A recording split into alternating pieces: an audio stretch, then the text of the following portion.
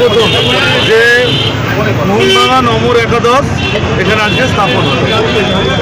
আমাদের দেখুন, আমরা দীর্ঘদিন ধরেই আমরা ভাবছি, ভাবে পরিকল্পনা করছি যে এটাকে একটা তৈরি করবো এইরকম জায়গায়। তার কারণ আমরা দেখেছি যে আমরা অনেক কিছু, আমাদের মন্দির আছে, মসজিদ আছে, সব কিছু আছে, কিন্তু অনেক মনীষীদের ঋষিদের ছবি আছে, স্বাধীনতা সংগ্রামীদের আমাদের মূর্তি বসেছে, কিন্তু আমরা দেখি যে আমাদের যে মোহনবাগান একাদশ প্রথম সারা ভারতবর্ষের মানুষকে জিততে শিখিয়েছিল ব্রিটিশদের বিরুদ্ধে।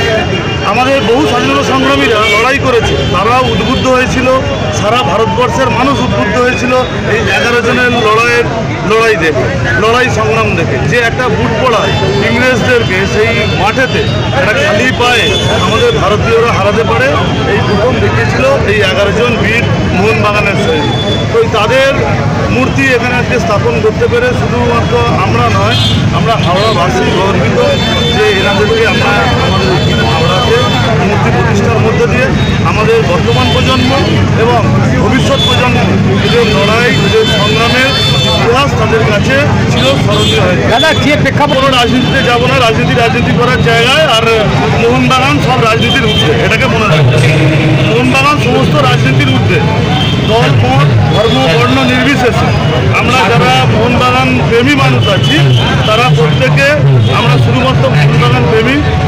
আমাদের এই বাঙালি একাদশ দেখিয়েছিল যে ব্রিটিশদের বিরুদ্ধে কীভাবে লড়াই করতে হবে।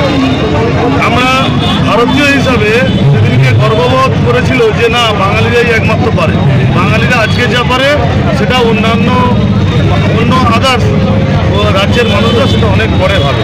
তাই আজকে আমরা সত্যিকারের কোনো রাজনীতির কোনো প্রেক্ষাপট নেই, রাজনীতির জায়গায় আছে, মোহনবাগান আমাদের হৃদয়ে আছে। দাদা, এটা রক্ষণাবেক্ষণ কিভাবে হবে? রক্ষণাবেক্ষণ আমরা সবাই করবো।